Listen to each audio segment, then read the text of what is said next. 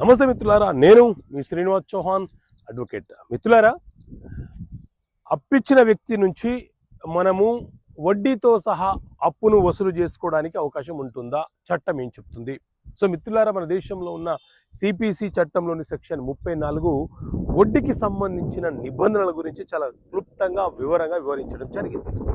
అయితే ఎవరైనా ఒక వ్యక్తి మన వద్ద అప్పు తీసుకొని అప్పు తిరిగి నిర్ణీత కాలం లోపు అంటే 3 సంవత్సరాల లోపు చెల్లించకపోతే అతని మీద మనం న్యాయస్థానంలో మనీ రికవరీ అనే కేసు ఫైల్ చేయవచ్చు.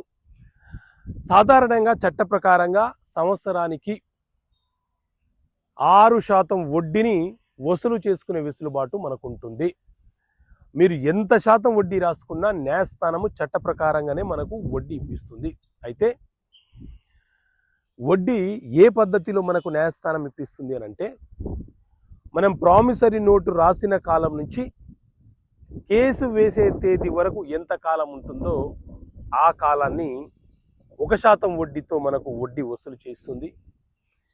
కేసు ఫైలు చేసినప్పటి నుంచి తీర్పు వచ్చేంత వరకు ఎంత కాలం అయితే ఉంటుందో ఆ కాలానికి వడ్డీ మనకు వసూలు చేసే బాధ్యతను న్యాయస్థానం తీసుకుంటుంది. అదేవిధంగా తీర్పు వెలువరించినప్పటి నుంచి తీర్పు అమలు పరిచే వరకు ఎంత కాలం అయితే ఉంటుందో అంత కాలానికి వడ్డీని న్యాయస్థానము నిర్ణయిస్తుంది.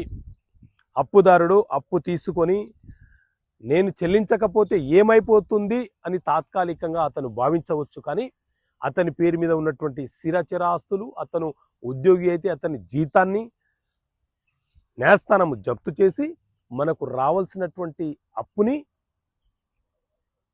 వడ్డీతో సహా చెల్లించేలాగా తీర్పు ఇచ్చిన రోజు ఖచ్చితంగా అతను చెల్లించాల్సిందే.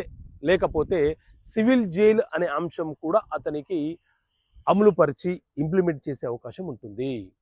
ఓకే మిత్రులారా, థ్యాంక్ యూ. జై హింద్.